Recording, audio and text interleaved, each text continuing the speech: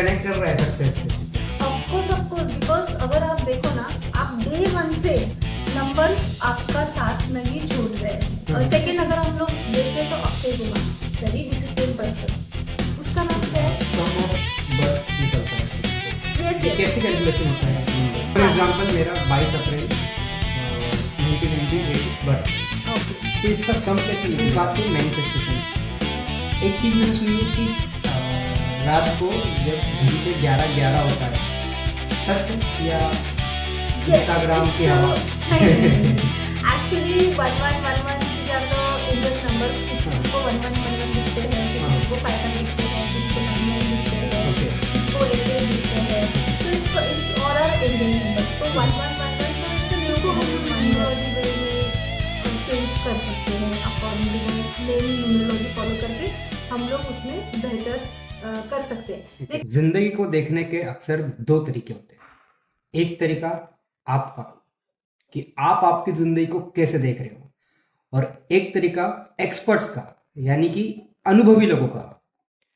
आज के हमारे पॉडकास्ट का टॉपिक है जिंदगी और सितारे। अब तक तो आप समझ ही गए होंगे कि हम बात करने वाले हैं एस्ट्रोलॉजी के बारे में, यानी ज्योतिष शास्त्र के बारे में। तो इसीलिए आज हमने यहाँ पर इनवाइट किया है डॉक्टर पी शलाखा जी को, जो एक अच्छे एस्ट्रोलॉजर, वास्तु एक्सपर्ट और न्यूमरोलॉजिस्ट है। तो बिना आपका समय गवाए मैं सीधा कैमरा उनके ऊपर पेन करता हूँ। वेलकम डॉक्टर पी शलाखा जी। नमस्कार सुशी। मैम, एक जनरल टॉक आज हम करेंगे इस पॉडकास्ट में कि क्या जिंदगी और जो राशियां है, ग्रह है, सितारे है, नंबर्स है, बहुत सारी चीजें हैं, ये किस तरीके से इंसान के जीवन को अफेक्ट करती है?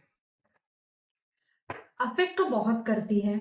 जैसे कि हर एक इंसान एक राशि में जन्म लेता है, एक नक्षत्र, एक चरण में जन्म लेता है, तो उसके अकॉर्डिंग उसका नेचर, उसका स्वभाव चेंज होता है। अगर आप देखोगे ना, तो जो ट्विन्स होते हैं ना, उनका भी लाइफ डिफरेंट होता है। हालांकि वो 1 मिनट, 2 मिनट या 5 मिनट के डिस्टेंस पे वो जन्म लेते हैं, बट स्टिल उनका भी लाइफ डिफरेंट होता है। ओके, तो जैसे एक बहुत बार मैं देखता हूँ कि अगर आप इस राशि के हो तो आपकी पर्सनैलिटी वैसी रहेगी, अगर आप इस राशि के हो तो पर्सनैलिटी ऐसी रहेगी। जैसे मैंने देखा था कि जो स्कॉर्पियन जो रहती है एक राशि, उसका जो व्यक्ति रहता है वो इंटेंस रहता है थोड़ा सा। तो ये कितने प्रतिशत सच है? यस, अभी डिपेंड करता है कि वो कौन से राशि में पैदा है। जैसे कि आपने एग्जांपल दिया वृश्चिक राशि, तो वृश्चिक राशि के लोग हैं ना, वो एक्चुअली इंट्रोवर्ट भी होते हैं, वो सीक्रेटिव रहते हैं। उनका कैसा होता है कि वो सबको सारी बातें नहीं बताएंगे, वो ऑब्जर्व करेंगे एंड उसके बाद वो अपना मन किसी इंसान के साथ खोलेंगे जिस इंसान के साथ वो कंफर्टेबल या कंफर्ट जोन में होते हैं। अच्छा, तो हर राशि का ऐसा अलग अलग होता है ऑफ कोर्स हर कि राशि 100% पर्सनैलिटी डिपेंड हो जाती है या कुछ परसेंट होती है? 100% हो जाती है, क्योंकि मैंने जैसे कहा कि राशि सिर्फ मायने नहीं रखती है। तो जिस राशि में जन्म हुआ है, जिस नक्षत्र में जन्म हुआ है, जिस चरण में जन्म हुआ है, कौन सा लग्न है उसका, इस पे काफी ज्यादा डिपेंड करता है उस व्यक्ति का स्वभाव, नेचर, पर्सनालिटी, तो जो हम लोग फर्स्ट हाउस से देखते हैं। ओके, सो मतलब बाय बर्थ ही किसी की राशि फिक्स रहती है? यस, दैट इज जहां पे जिस भाव में चंद्रमा बैठा है वो उसकी राशि होती है। तो जनरली जैसे अखबार वगैरह हम देखते हैं जिसमें हम पता करना चाहे कि हमारी राशि कौन सी है, तो जनरली कहते हैं कि आपके नाम का जो शुरुआती अक्षर है, तो कुछ अक्षर रहते हैं वो अक्षर इस राशि में जाते हैं, कुछ अक्षर रहते हैं जो इस राशि में जाते हैं। तो ये है, या फिर जैसा आपने कहा कि जिस वक्त जन्म होता है तो जिस वक्त चंद्रमा, मतलब जो आपने कहा उस हिसाब से राशि डिसाइड होती है? एक्चुअली देखा जाए तो जिस राशि में चंद्रमा विराजमान है आपके जन्म के समय, उसी वक्त वही राशि आपकी जन्म राशि होती है। और जो अक्षर है ना, वो राशि के अकॉर्डिंग ही होते हैं। लेकिन कभी कभी क्या होता है कि ऐसे मेरे पास बहुत क्लाइंट्स हैं जिन्होंने बोला है कि मैम वह अक्षर आया है और व से मैं क्या रखूं, मुझे नहीं रखना है, मुझे हमारा मेरे हस्बैंड का नाम संजय है, मेरा शीला है, तो मुझे एस को ही फॉलो करना है। तो क्या हम कर सकते हैं? तो मैं बोलूंगी लोगों को कि प्लीज अक्षर के हिसाब से आप राशि ना चूज करें। आप अपनी राशि, एक्चुअली राशि चंद्र राशि होती है जिसका प्रेडिक्शन 85 to 90% आपका टिल द एंड चलता है।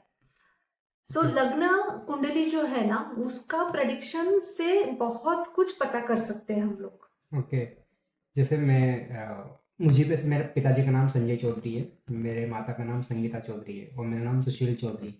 तो ये क्या कोइंसिडेंस है कि हमारा नाम तीनों का स से शुरू होता है। तो जैसे अगर मुझे अपने बेबी का नाम कुछ रखना है राशि वगैरह बिना देखे, और आगे चल के अगर कुछ प्रॉब्लम्स आती है, जैसे फॉर एग्जांपल जो उसका बर्थ टाइम में वो किसी और राशि में जा रहा है और जो मैंने उसका नाम रखा है वो किसी और राशि के अकॉर्डिंग रखा है, तो इसका कोई मिड वे सोल्यूशन होता है? क्योंकि ऐसी जो केसेस है वो बहुत सारे हो चुके होंगे अब तक हाँ के। हाँ, 100%। अभी जिनका जन्म गांव में हुआ है उनके पास तो डेट ऑफ बर्थ और बर्थ टाइम भी नहीं रहता है, हाँ, तो वो लोग भी कुछ भी रखते हैं। तो जनरली ऐसा कुछ इतना मैटर नहीं करता है। बट यस, अगर आपको पता है कि ये राशि निकली है और ये अक्षर निकला है, तो डेफिनेटली उस राशि से अगर उस अक्षर से नाम रखेंगे तो उसका जीवन और ज्यादा बेहतर ही होता है। ओके, मतलब चेंज कर सकते हैं हम, इसका एक रेमेडी होता है?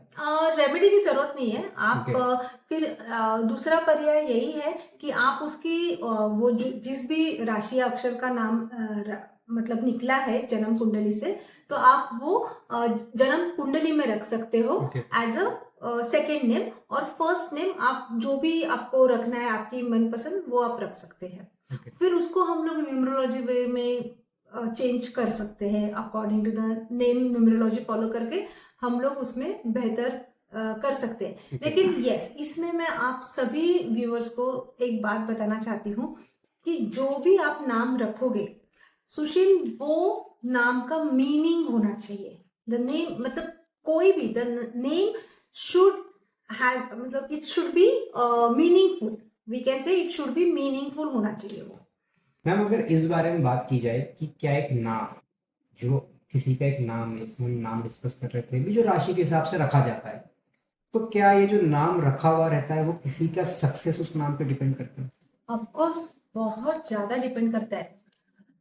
क्यों करता है वो? क्योंकि हम लोग क्या करते हैं, जैसे आपका नाम सुशील है तो मैं आपको हमेशा सुशील यहाँ पे आओ, तो मैं आपको, अगर मैं आपके साथ हूँ, आपके साथ काम कर रही हूँ, तो मैं कुछ नहीं तो 100 बार तो आपका दिन में नाम लूंगी। ओके। ओके, तो वो वाइब्रेशंस क्रिएट करते हैं। Okay. So that is the reason name numerology करनी चाहिए। फॉर एग्जाम्पल, अगर अभी सबसे ज्यादा दुनिया में क्या चलता है, एक्टर एक्ट्रेस, बॉलीवुड चलता है। एम आई राइट? Yes, yes. अगर आप बेहतरीन एक्टर अमिताभ बच्चन है, अमिताभ बच्चन का रियल नेम क्या है आपको पता है? इनकलाब श्रीवास्तव। अच्छा। बट उन्होंने अमिताभ बच्चन रखा है फॉर द बॉलीवुड। एंड अभी वो नाम कितना फेमस है दुनिया में। हाँ, world wide. Yes exactly, globally भी उनको जाना जाता है। Yes. He is a Indian actor. Actor. Second अगर हम लोग देखें तो Akshay Kumar, very discipline person. उसका नाम क्या है? Rajiv Hariom Bhatia. Okay. Understand? So yes, Akshay को अभी उसने अक्षय कुमार रखा है। आयुष्मान खुराना, उसके फादर खुद एस्ट्रोलॉजर है। Okay. मुझे पता है खुराना जी सर। तो उन्होंने क्या किया, अपने बेटे का जब बॉलीवुड उन्होंने स्टार्ट किया, तो अगर आप देखोगे कोई भी उनका फर्स्ट मूवीज है तो उसमें उनका नाम था आयुष्मान खुराना, तो वो सिर्फ आयुष्मान खुराना लिखते थे। बट उनके फादर ने कुछ नेम न्यूमरोलॉजी किया और उसके बाद उन्होंने एक एक्स्ट्रा एन ऐड कर दिया उनके नाम में, आयुष्मान में। आयुष्मान के नाम। यस, तो अभी आप देखोगे ना आयुष्मान खुराना के, और जब से वो चेंज हुआ है ना, उसकी मूवीज भी उसको बेहतरीन मिली है और काफी ज्यादा चली है। So he is now a very good star. So ऐसे नेम न्यूमरोलॉजी काम करता है। नेम न्यूमरोलॉजी थोड़ा सा अलग होता है, राशि ग्रह और वो अलग होते हैं। एक्चुअली देखा जाए ना सुशील, तो इनका सबका नेम न्यूमरोलॉजी, मोबाइल न्यूमरोलॉजी या न्यूमरोलॉजी, पामिस्ट्री, इसका सबका बेस जो है वो एस्ट्रोलॉजी ही है। Okay. बिकॉज हम लोग इट्स अ प्लैनेट्स, जो भी रेमेडीज है वो एस्ट्रोलॉजिकली देते हैं। न्यूमरोलॉजी में जो भी रेमेडीज होती है हम लोग वो प्लैनेट रिलेटेड ही देते हैं। फॉर एग्जांपल जैसे कि अगर किसी का शनि खराब है या कोई 8 नंबर, न्यूमरोलॉजी में 8 नंबर किसी का कोई रूल कर रहा है और वो उसको इफेक्टिव बनाना है, तो वी गिव रेमेडीज। सैटर्न का रेमेडीज देते हैं हम लोग। We generally give remedies on Saturn. So same way astrology में भी होता है। प्लैनेट्स होते हैं, उनके ही रेमेडीज होते हैं और उस हिसाब से दशा महादशा देखकर वो पर्सन है उसको हम लोग सजेस्ट करते हैं एंड अकॉर्डिंग हम लोग उनका प्रेडिक्शन करके उनको सही जेमस्टोन या सही नाम या सही न्यूमरोलॉजी नंबर सजेस्ट करते हैं। ओके, जैसे आपने भी मुझे एक बात की, मोबाइल नंबर भी आपने कहीं मेंशन किया इसमें, तो मोबाइल नंबर जो है वो भी कहीं ना कहीं ऑफ कोर्स कनेक्ट कर रहा है सक्सेस से। ऑफ कोर्स बिकॉज अगर आप देखो ना, आप डे 1 से नंबर्स आपका साथ नहीं छोड़ रहे हैं, क्योंकि जिस दिन आप पैदा हुए उस दिन का डेट लगता है, ओके, मंथ लगता है, ईयर लगता है। और स्कूल ले लो, फ्रेंड्स ले लो, आपका बर्थडे कब आ रहा है, आप कौन से ईयर में हो, तो नंबर्स वो चलता ही रहता है। तो यस एग्जैक्टली, तो नंबर्स ऑल्सो मैटर्स। ओके, अभी कोई आप टिप देना चाहोगे, जैसे जून स्टार्ट होने वाला है, तो कौन से बर्थ डेट पे पैदा होने वाले लोग जो है, बर्थ होने वाले लोग जो है, उनके लिए अच्छा होने वाला है जून? कोई टिप्स है ऐसी? यस, जून जो महीना है वो नंबर 1 के लिए बहुत ही अच्छा फेज रहने वाला है। देन नंबर 9 के लिए बहुत अच्छा जाने वाला है एंड नंबर 5। ये मैम सम ऑफ बर्थ निकलता है कुछ, तो यस ये यस, कैसी कैलकुलेशन होता है नंबर? फॉर एग्जांपल मेरा 22 अप्रैल 1998 बर्थ है, ओके। तो इसका सम कैसे निकलेगा? मतलब 22 अप्रैल मतलब 2 2, यस, 2 + 2 4, 4, सो योर मूल्यांक is 4। Okay, only birth date, month and year matter नहीं करता। आपको मैटर करता है बट अच्छा, वो भाग्यांक में। अगर भाग्यांक आपको में। भाग्यांक कैलकुलेट करना है तो आपका date of birth, month and year पूरा टोटल जो होता है वो सिंगल डिजिट में लाना होता है, तो वो भाग्यांक हो गया। यस, और ये मूलांक, मतलब मेरा मूलांक 4 है। यस, आपका मूलांक 4 है और भाग्यांक 22 अप्रैल 1998। सो आप इसको सम करोगे तो 22 + 4 कितना हुआ?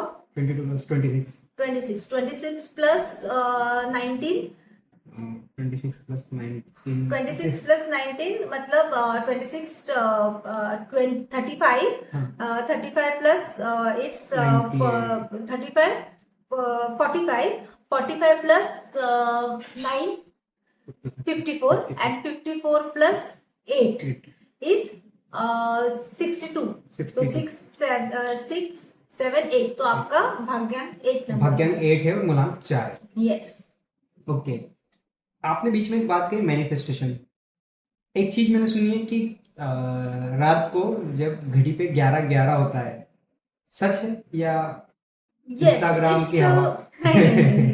Actually 1111 these are the angel numbers. किसी किसी को 1111 दिखते हैं, किसी किसी को 55 दिखते हैं, किसी को 99 दिखते हैं, किसी को 88 दिखते हैं। So it's all are angel numbers. तो 1111 तो इट्स अ न्यू बिगिनिंग मानी जाती है। तो आपको कंटिन्यूअसली 11 दिख रहा है, नंबर 1 दिख रहा है, तो इट्स यू समझ लो कि आप कमिंग डेज में आप कुछ नया करने वाले हो, नया सीखने वाले होंगे, कुछ तो नया आपके जिंदगी में हैपन होगा। ओके, 11 जो मैनिफेस्टेशन करते हैं। यस, नो नॉट मैनिफेस्टेशन, अगर आपको ये रेगुलर नंबर्स दिखते हैं तो। मैम एक और क्वेश्चन है कि फॉर एग्जांपल किसी का नंबर 7 है, मूलांक 7 है, वो बार बार लाइफ में स्टक फील कर रहा है, उसके लिए कोई रेमेडी है?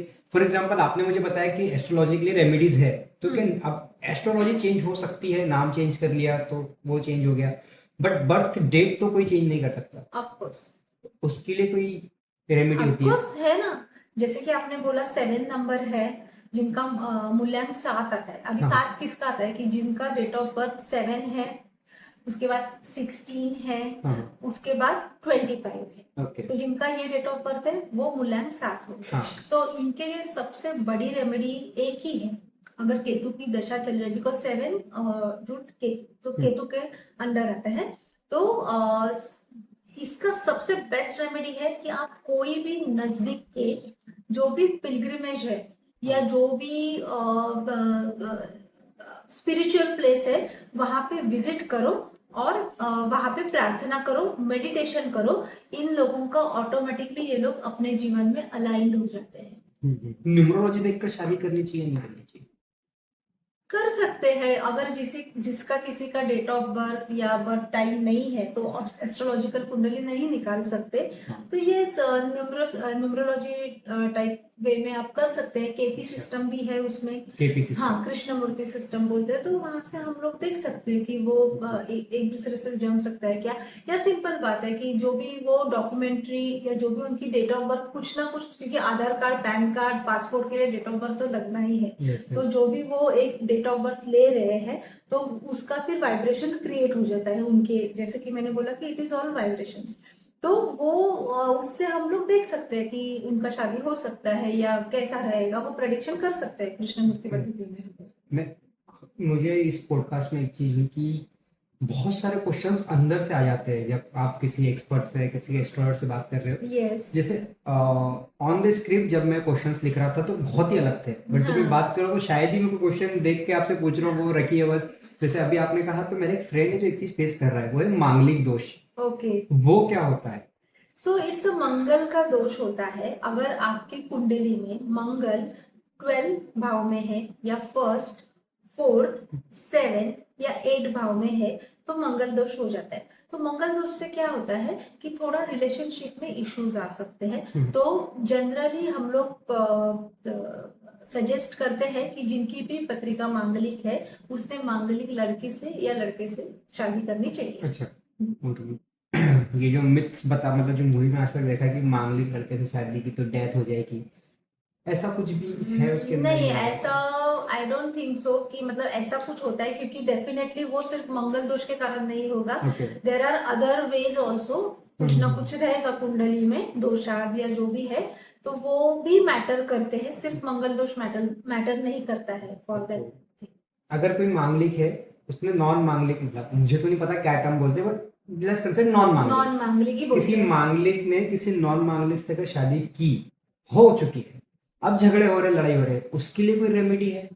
ऑफ कोर्स उनका अच्छा। दोनों का पत्रिका देखना पड़ेगा। ओके। या जो भी न्यूमरोलॉजी, अगर कुंडली है, कुंडली डिटेल्स है, तो दोनों का पत्रिका देखना पड़ेगा and we can find out the solution in that. Okay. तो थोड़ा रिलेशनशिप जो भी चल रहा है उसमें हम लोग कुछ रेमेडीज देते हैं, कौन से ग्रह की दशा चल रही है, अंतरदशा क्या चल रही है, तो उस हिसाब से हम लोग सजेस्ट करते हैं and definitely little bit counselling भी देना पड़ता है उन लोगों को। ओके, मतलब हर चीज का सॉल्यूशन है एस्ट्रोलॉजी में। 100%, 200% हर चीज का सॉल्यूशन है। मैं हमने एस्ट्रोलॉजी बात की, न्यूमरोलॉजी बात की, अब वास्तु थोड़ा सा छूट गया है। डेफिनेटली।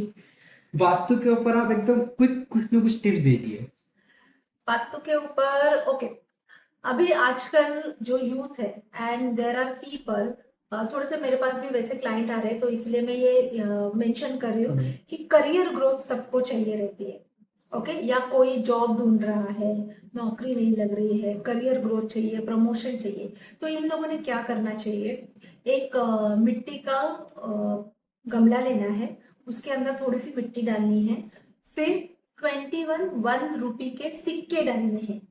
सिक्के 1 रुपए के ही होने चाहिए और वो भी 21 होने चाहिए। तो वो गमले के मिट्टी के ऊपर डालना है, उस 21 सिक्कों के ऊपर मिट्टी डालनी है और एक तुलसी का पौधा लगाना है। और ये गमला आपको ईस्ट साइड रखना है, घर के ईस्ट कॉर्नर में रखना है और एवरी डे उसको वाटर देना है, आपको पानी देना है। और पानी देने के बाद तुलसी माता को प्रणाम करना है और उनको आपकी जो भी मनोकामना है रिलेटेड जॉब वो बतानी है और उनको प्रे करना है कि वो आपको जल्दी से जल्दी जॉब मिल जाए। और उनके एटलीस्ट 5 फेरे करने हैं। तो ये करोगे तो आपको 200% जॉब लगी जाएगी और वो भी जल्दी से जल्दी। Okay ma'am. और दूसरा इश्यूज क्या होता है, पैसा। पैसा तो सबको चाहिए, फाइनेंशियल इश्यूज होते हैं, देन फाइनेंशियल क्रंच होता है। तो पैसे के लिए आप क्या करोगे, अगर आपको पैसा चाहिए तो तो आपको क्या करना है कि एक बे लीफ लेना है, तेज पत्ता बोलते हैं उसको, उसके ऊपर 24 नंबर लिखना है, ग्रीन पेन से आप लिख सकते हो, और उसको आपको गैस के ऊपर जलाना है, और Okay. उसका जो ऐश होता है वो आपको यूनिवर्स में मतलब बाहर ऐसे फूंक मारनी है, तो जिससे आपका पैसे की जो भी अड़चने हैं वो दूर हो जाएगी। ओके मैम, एक थोड़ा सा नेक्स्ट राउंड है हमारा कि आपको वास्तु के हिसाब से quick answer in 1 word, yes खींचना नहीं है, answer in 1 word. Business purpose से the best direction for the shop. North, east and north east. Okay, घर की तिजोरी के लिए best direction south west. South west, घर की तिजोरी के लिए। फ्लैट सिस्टम्स में फ्लैट के लिए सबसे best direction as a entrance room. As आप ईस्ट फेसिंग ले सकते हो, Okay. वेस्ट फेसिंग ले सकते हो, for that matter north east and north facing भी ले सकते हो। Can we place mirror in a bedroom? Only yes sir? Yes definitely, okay, but correct direction on north wall, bedroom के north wall पे। The best direction for kitchen? South east, for that matter east भी चलेगा। Okay, direction best direction for bathrooms? North north west. North west. अब ma'am ये सब तो readymade मिलता नहीं है जनरली, एक मेरा क्वेश्चन है खुद का, ये सब तो अभी रेडीमेड में मिलता नहीं है। बाथरूम नहीं है उस डायरेक्शन में, किचन भी नहीं है उस डायरेक्शन में, तो इसके लिए अब तो बिना तोड़फोड़ के रेमेडी है? यस 100% बिना तोड़फोड़ के भी रेमेडीज है, एंड वो करनी चाहिए, नहीं तो अननेसेसरी आपके जिंदगी में उसका असर होता है। असर फाइनेंशियल प्रॉब्लम, निगेटिविटी, निगेटिव सोच, थॉट्स एंड डलनेस, एनर्जी नहीं रहेगी। अगर आपके अंदर निगेटिव एनर्जी रहेगी यानी एनर्जी ही नहीं रहेगी तो आप काम कैसे करोगे, तो वो सब पे पड़ेगा, और काम नहीं करोगे तो पैसा कैसे आएगा, तो इट्स ऑल लिंक्ड। इस पॉडकास्ट से हम एक चीज जो सीखे और जो अपने व्यूवर्स को सिखाना चाहूंगा वो है कि आप कितने भी मॉडर्न हो जाए, आप कितना भी चांद पे चले जाए, हमारे जो रूट्स है वो हमेशा अपने माइथोलॉजी से जुड़े हुए रहते हैं। इसी आखिरी क्वेश्चन के साथ मैं पॉडकास्ट को खत्म करूंगा, और यही क्वेश्चन जो है ये बहुत बार हमारे चैनल पर लोगों ने पूछा है। तो मैम क्वेश्चन जो ये है कि घर में पैसे आते हैं पर रुकते नहीं है, और ऐसा नहीं है कि मेरा सोर्स ऑफ इनकम बंद है, वो भी चालू है, लेकिन फिर भी सेविंग्स नहीं हो रही है। क्यों? जब से मैंने अपना नया घर लिया है तब से, ही स्पेशली मेंशन दैट थिंग कि जब से मैंने अपना नया घर लिया है तब से। Okay, so definitely and definitely आपके अग्निकोण, घर का अग्निकोण जो है that is south east corner, okay आपके घर का उसमें problem, because south east cash flow देता है। ओके ओके, तो अगर इसमें प्रॉब्लम है तो इसको फिक्स कर लो, आपकी फाइनेंशियल प्रॉब्लम सॉल्व हो जाएगी। एंड डेफिनेटली नॉर्थ आपको क्लटर फ्री रखना है, क्योंकि नॉर्थ अपॉर्चुनिटीज देता है, तो अपॉर्चुनिटीज आएगी, पैसा आएगा। ओके मैम, अगर जैसे इस पॉडकास्ट को देखने के बाद बहुत सारे लोगों के सेम क्वेश्चन सेम प्रॉब्लम होगी, अगर उनसे आपको कंसर्न करना हो तो आप बिल्कुल 100% नीचे दिए गए नंबर पे वो मुझे कॉल कर सकते हैं, अपॉइंटमेंट ले सकते हैं, मैं डेफिनेटली उनको सोल्यूशन दूंगी। Thank you ma'am for joining us. Thank you so much.